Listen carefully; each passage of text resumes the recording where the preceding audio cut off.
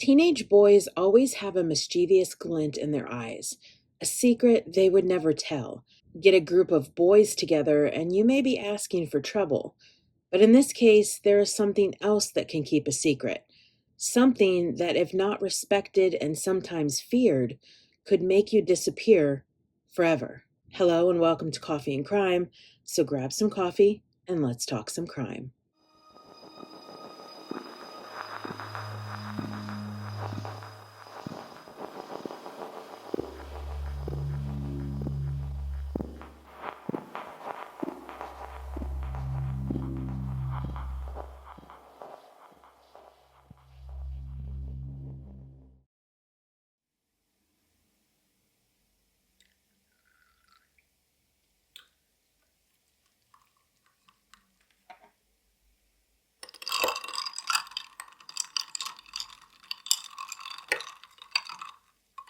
Have you ever heard of the Lost Boys of Pickering? 6 teenage boys walked into the bitter cold of night and vanished. This mystery takes place on Frenchman's Bay, a part of Lake Ontario, and Lake Ontario is one of the 5 Great Lakes of North America. It is the 13th largest lake in the world. With its islands included, the lake's shoreline is 712 miles long. Frenchman's Bay is a body of water in Pickering, Ontario, and the East End is home to Frenchman Bay's marina and residential homes. Slightly east of the bay is the Pickering Nuclear Generating Station, and on the west side is the home of Pickering Bay Yacht Club and Frenchman's Bay Canoe Club. Its vast waters holds more secrets than we may ever know. 17-year-old Jay Boyle, 18-year-old Chad Smith, 17-year-old Michael Cummings, 16-year-old Danny Higgins, 17-year-old Robbie Rumbold, and 17-year-old Jamie Lefebvre were attending a basement party on Thursday, March 17, 1995. The party was in celebration of the start of spring break. By all accounts, the 6 boys were in good spirits. They had been enjoying the party, drinking, and socializing. So when the party began to wind down, the 6 boys, still tipsy and high on life, decided to leave. The group mentioned they wanted to make a trip to Frenchman's Bay to, quote, goof around on a boat. So the boys left the party around 12:50 a.m., walking out into the still bitter cold toward Frenchman's Bay. Lake Ontario during that time of year was deathly cold, causing hypothermia within minutes. Reaching the bay, the boys broke into 2 different marina yards. They slipped in unnoticed at first.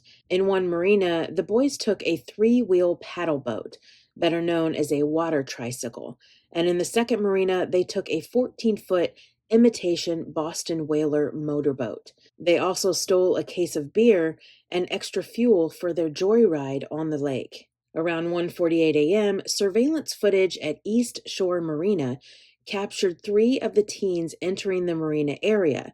Jamie, Robbie, and Michael were later identified by their family as the 3 boys on the surveillance footage. The other 3 boys were never caught on camera. It was assumed that the boys were either in another area or that they were out of view of the camera. At around 2:30 a.m., residents stated that they heard the rev of a boat motor out in the dark waters of the lake. Then, nothing. These 6 boys were never seen again. As the absence of the boys grew, their friends and family became worried. This was a time when not every teenager carried a cell phone. It was harder to track down the boys once they went out on their own. But it was later revealed that around 3:30 a.m., after the boys had left the party, 2 of the boys' girlfriends called the Durham police to report that the group had gone off to Frenchman's Bay and the marinas. However, the officer on duty who took the call brushed their concerns off and told the girlfriends they should have the boys' families call and file a missing persons report if the boys did not show up in the morning, and that the teens were probably not in any danger. A full 36 hours had passed before an extensive search began. What could have been done early on, we may never know. At 2 p.m., the Durham Regional Police were joined by the Coast Guard and the Toronto Police Marine Unit, along with a search and rescue helicopter. With the help of volunteers, Lake Ontario was thoroughly searched. The shoreline, the water, Everything was looked at, but nothing was found. No debris, no overturned boat, no clothing, and no bodies. The community and authorities were baffled. It was as if the lake had swallowed 6 teenage boys and 2 boats. On March 29th, 12 days after the boys' disappearance, a red 5-gallon gas can was discovered bobbing in the waves near Wilson, New York, by a fisherman. It is believed that this was the gas can that was taken by the boys that night. And in 1998, 3 years since the teens' disappearance, human remains in red Levi's jeans were found in the Niagara River. It was suspected the remains were that of Jay Boyle, since he was wearing red jeans the night he disappeared. However, DNA tests were not a match to Jay.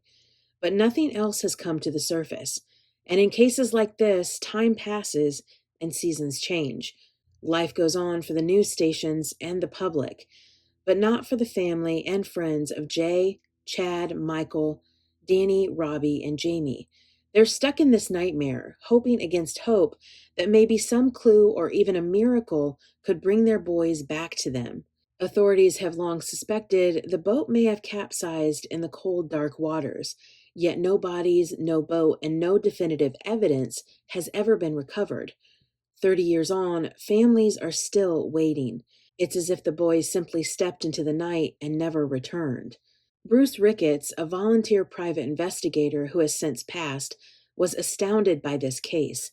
The complete lack of physical evidence troubled him deeply. In his view, if a boat had truly gone down with 6 people aboard, some trace, something should eventually surface. Questions circle around this mystery. Were there other possibilities that could have led to the boys' disappearance? Could something sinister have happened to them? Were they caught stealing the boat and killed? If so, could their bodies have been disposed of elsewhere and the boat purposely sunk to hide evidence? Or while the boys were out on the water, could another boat have hit them, causing them to be thrown overboard and drown as the boat sunk, leaving someone out there who knows the truth? Did investigators move too quickly, assuming these boys stole a boat for a joyride?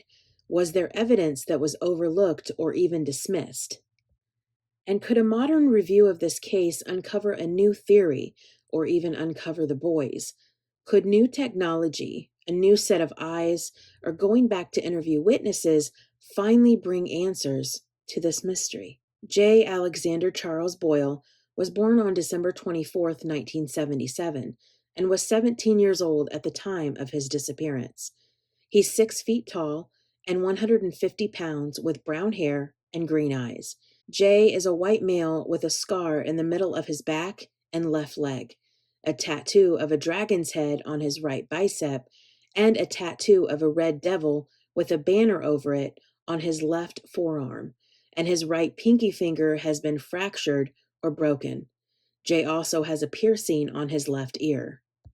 He was last seen wearing a red hooded sweatshirt, a green cotton Fila sweatshirt, maroon denim pants, a black canvas baseball cap, black and white canvas Adidas running shoes. It's unknown if he had any jewelry or additional personal items.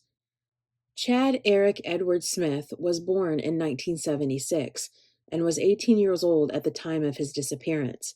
He's 5 feet 11 inches tall and 170 pounds with a medium build. He is a white male with light to fair skin and has brown eyes and shoulder-length hair. Chris has a tattoo of a cross on his left hand. He was last seen wearing blue pants, a black vest, a wool sweater, and brown boots. It's unknown if he had any jewelry or additional personal items. Michael Richard James Cummings was born on June 6, 1977, and was 17 years old at the time of his disappearance. He's 6 feet tall and 154 pounds with brown hair and blue eyes. Michael is a white male and his left ear is pierced. He was wearing a black sweatshirt, a green cotton hooded sweatshirt, blue denim pants, and white canvas running shoes. It's unknown if he had any jewelry or additional personal items. Daniel Mark Higgins was born on January 7th, 1978, and was 16 years old at the time of his disappearance. He's 5 feet 9 inches tall and 134 pounds with brown hair and blue eyes.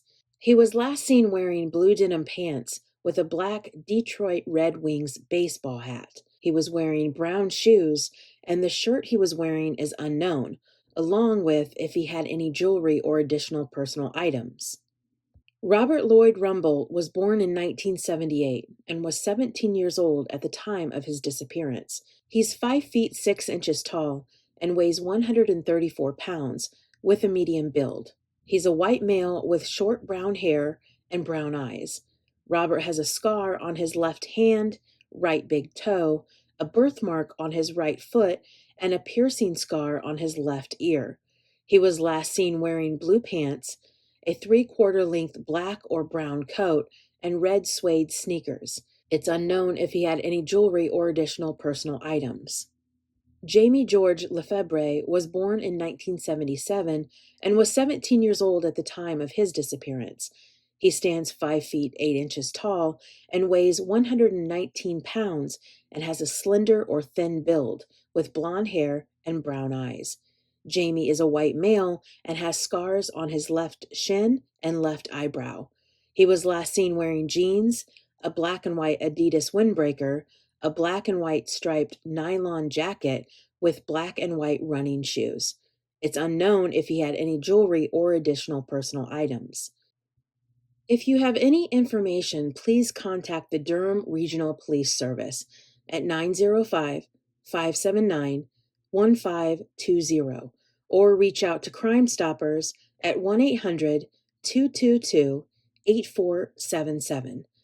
I do hope that someday the families of these boys find peace and resolution, and that soon the boys can be found and put to rest. Thank you for watching Coffee and Crime.